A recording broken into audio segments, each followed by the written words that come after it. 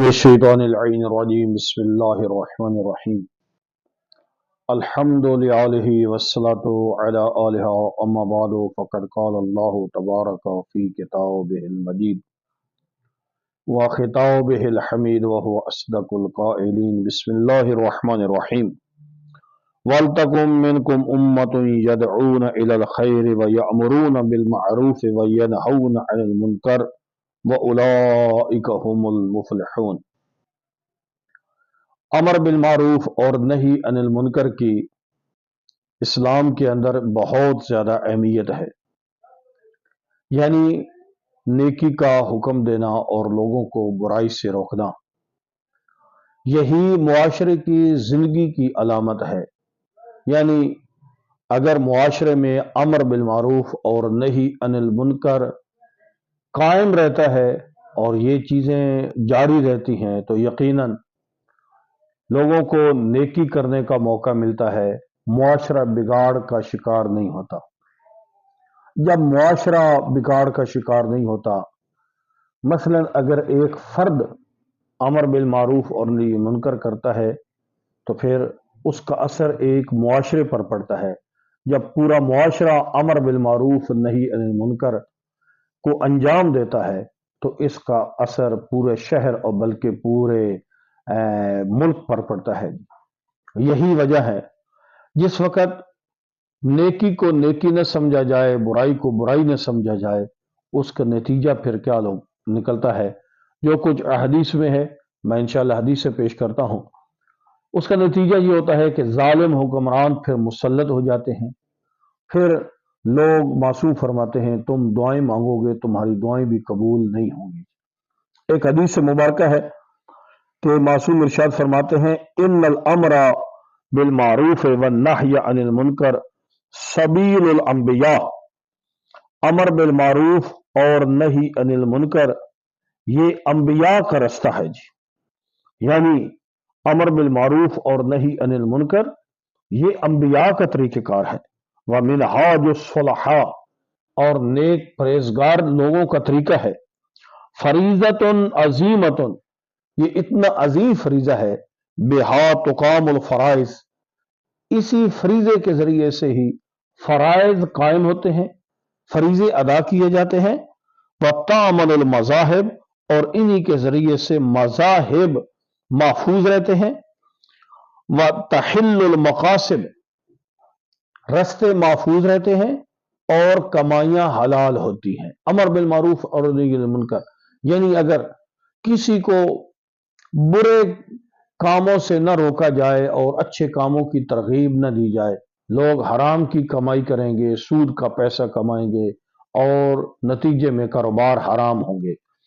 اس لیے معصوم فرماتے ہیں تحل المقاصد اسی امر بالمعروف اور نہی عن المنکر کے ذریعے سے ہی کاروبار حلال ہوتے ہیں، وترد المظالم اور اسی امر بالمعروف اور نہی عن المنکر کے ذریعے سے ظالم کے ظلم کو روکا جا سکتا ہے۔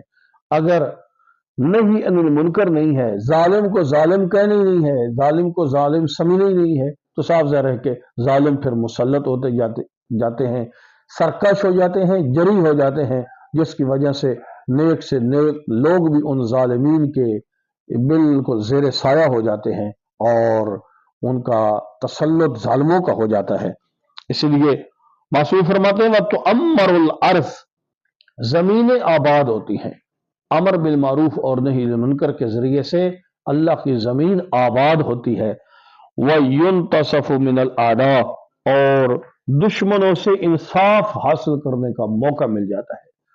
یعنی اگر تم امر بالمعروف اور نہی عن المنکر برائی کو برائی اچھائی کو اچھائی سمجھو گے تو دشمنوں سے انصاف لینے کا موقع بھی میسر ہوگا، وَيَسْتَقِيمُ الْأَمْرُ اور معاملات سیدھے طریقے سے چلتے رہتے ہیں۔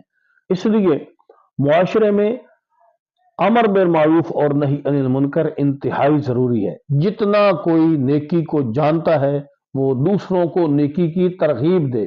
خدا نخواستہ ایک برائی معاشرے میں پھیل رہی ہے، مثلا شراب خواری ہے، جوا ہے یا اس قسم کی جو بھی چوری ہے، ڈاکہ ہے، اگر یہ چیزیں معاشرے میں پھیل رہی ہیں، اگر ان کو کوئی روکنے والا نہیں ہے تو پھر وہ ظالم لوگ وہ جری ہوتے جائیں گے، ان کا ظلم بڑھتا جائے گا۔ نتیجہ کیا نکلے گا؟ پورا کا پورا معاشرہ ان ظالموں کے ظلم کی لپیٹ میں آ جائے گا۔ وہاں سے ہی ظالموں کے ظلم بڑھتا ہے جس وقت قانون کی پر عمل نہیں کیا جاتا۔ آج ہمارے پاکستان کے اندر اسی وجہ سے ظالمین کا ایک دورہ ہے۔ ظالمین، دہشت گرد لوگ، کیوں؟ انہیں کسی قانون کا ڈر نہیں ہے۔ اگر یہ علم ہوتا کہ آج ہم کسی پر زیادتی کریں گے، قتل کریں گے، ظلم و زیادتی کریں گے تو قانون کے شکنجے میں جکڑے جائیں گے، یقیناً ایسے لوگ کبھی بھی ظلم نہ کرتے۔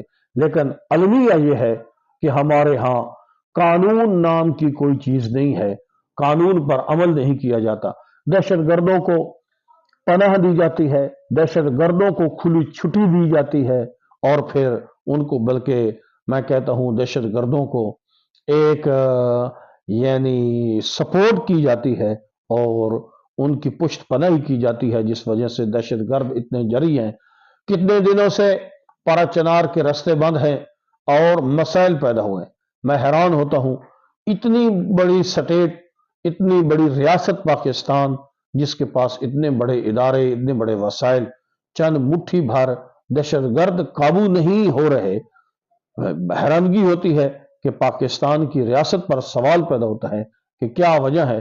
کیا پارا چنار کے مسلمان، وہ پاکستان، پارا چنار کا علاقہ وہ پاکستان کا حصہ نہیں ہے؟ وہ لوگ مسلمان نہیں ہیں؟ کیا وجہ کیا ہے؟